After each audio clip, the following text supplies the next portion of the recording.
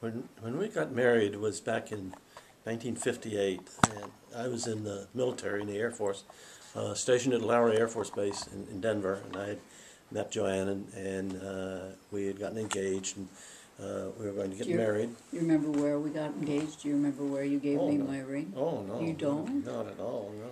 In Denver City Park. Oh, okay.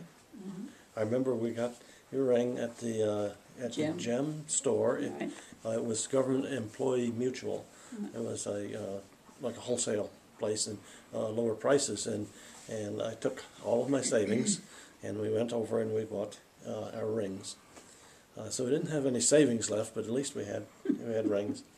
And but I was in the military, and my buddies had decided to have a bachelor party, and so we all went up into Black Hawk, Colorado, and we took over a bar up there, and we had a great time. And we didn't all get back to the base that night, and missed a formation the next morning.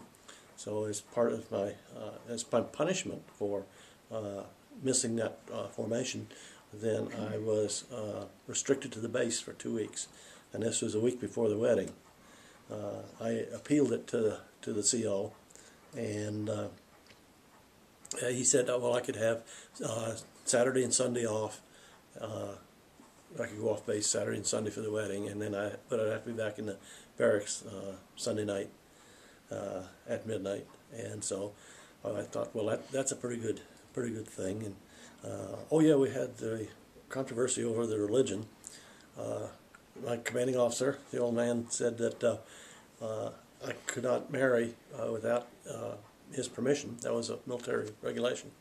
So he says, you got to go see your main man, your rabbi, your priest, your minister, whoever it is.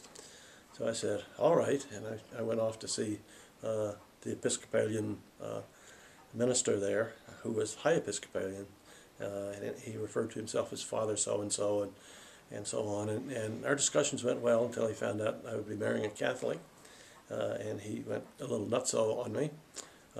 He got really very upset over that and said that I would not be permitted to go to Rome, that was his term. And so well, I said, well, that's okay. I really didn't need your permission. I just need the commanding officer's permission. And so we discussed that, and he says, no, I will see that you're excommunicated. He said, I will follow through personally to make sure that happens. And I said something to the effect of, well, you can't fire me, I quit. And I walked out, and haven't been back to church since. And but I went to see the old man, and he said, well, how did it go? Did you see your main man? I said, yes, sir, I did. I saw my main man. And he said, okay, you have my permission to get married. He never asked how things went. And so that led us up to the point then where we were going to get married, and I was restricted to the base.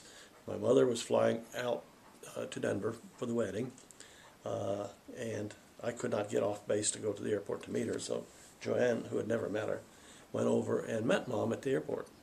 And Mom was very nice and polite, and then announced that she was opposed to a mixed marriage, Catholic Protestant, and so she would support us if we did get married, but up until the point where we actually got married, she was going to do everything she could to stop the wedding. So that was a good introduction. my mother and my bride to be introduced by. But we went ahead with the wedding, and Mom was good to her word. She never mentioned that conflict again, and so that was kind of how our wedding went. Since we had such a short honeymoon, then we drove my little MG. We drove up to We'll back up just a minute. Park. We'll back up just a minute. Okay. We were married at St. Teresa's Church in Aurora. Father Pettit, who was the parish priest then, married us. In those times, it was really frowned upon to have what was called a mixed marriage of religions. So we were not allowed to be married in the sacristy, the main part near the altar. We had to be married behind the communion rail. That was their punishment, so to speak. My parents came from Kansas. as did a number of people that came with them, friends of the family.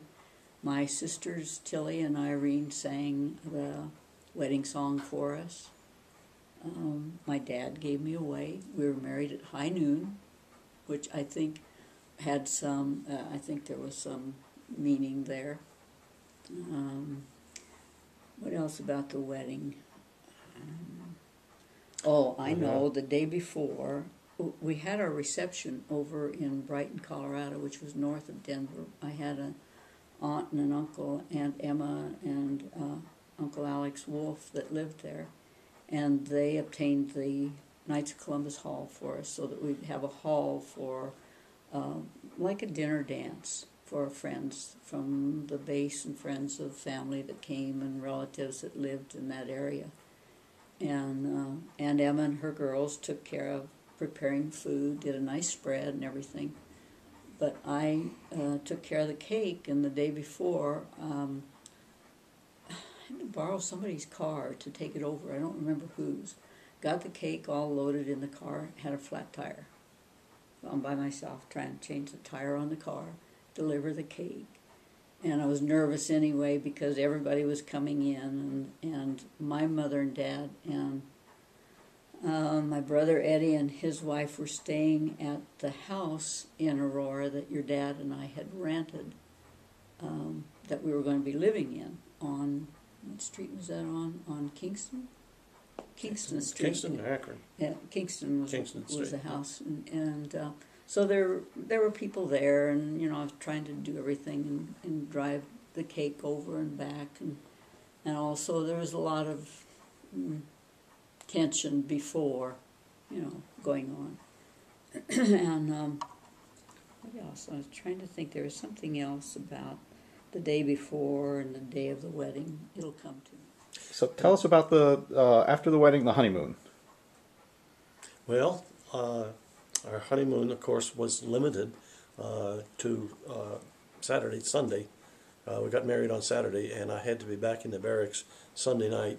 I was on restriction for a 2-week period of time, and I was just permitted Saturday and Sunday off for the wedding.